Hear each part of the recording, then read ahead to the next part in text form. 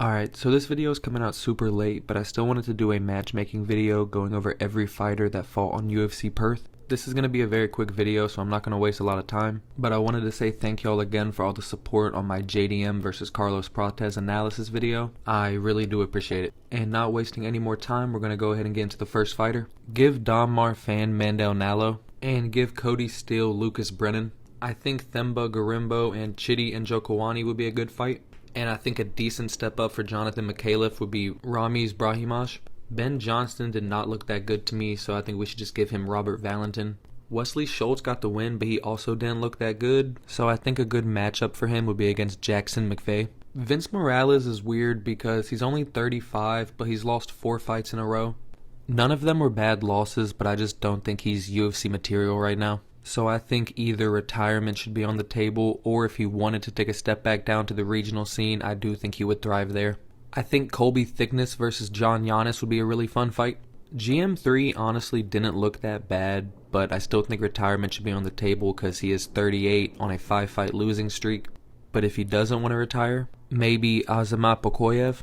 Jacob Malkoun versus Eric McConaughey is a really good matchup. Kevin Christian needs a very simple, easy fight, and I think versus Luke Fernandez would be smart. And for Junior Tafa, give him Salty Baldiev. Robert Brichek got ran through by Cam Rouston, and Dante Johnson needs an easy matchup, so I think that fight makes sense. And now hear me out, I really think I cooked with this one. Cam Rouston versus Mansur Abdul Malik. Abdul Malik is coming off that fight where he got kinda messed up by Belguri, so this would either be a very impressive rebound for him or further cement Cam Rouston in the middleweight division. Damn. Tai Tuivasa, you're cut, brother. Go box Jake Paul.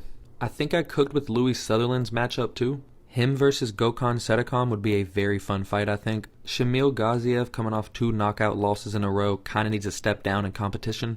And I think him versus Steven Asplin would be very exciting. I am a big fan of Asplin, and I do think he could win that fight. For Brando Pericic, I think you give him a classic heavyweight gatekeeper, and that is Sergey Spivak. Sergey is ranked at 6, so this would move Brando Pericic up the rankings pretty fast, and heavyweight needs that. Ali Schmid should probably go back to the regional scene. And I think for Marwan Rahiki, you give him Francis Marshall. That would be his first real, actual test in the UFC. Moving on to Tim Elliott, I think you give him Tumen Dembarel. This is a big matchup for Tumen Dembarel and a big step down for Tim Elliott, but I don't see Tim Elliott going on like a title run anytime soon, so I think he'd be in a good position to be a gatekeeper.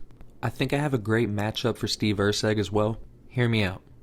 Steve Erceg versus Lonnie Kavanaugh. Kavanaugh's obviously coming off that masterclass over Brandon Moreno, and the striking in this fight would be very high level. Man, Beneil Dariush, go take a break, man. Go head out. Retirement's calling you. I think you need to go ahead and answer that call. Quillen Salkild looked pretty solid, and I think a good next matchup for him would be either against Dan Hooker or Rafael Fiziev. Damn, brother, this one hurts. JDM, first things first, take some time, rest, recover. Definitely recover. But after that, if the timelines match up, I think him versus Mike Malott would be pretty interesting. I think stylistically that's a pretty good bounce back opportunity for JDM.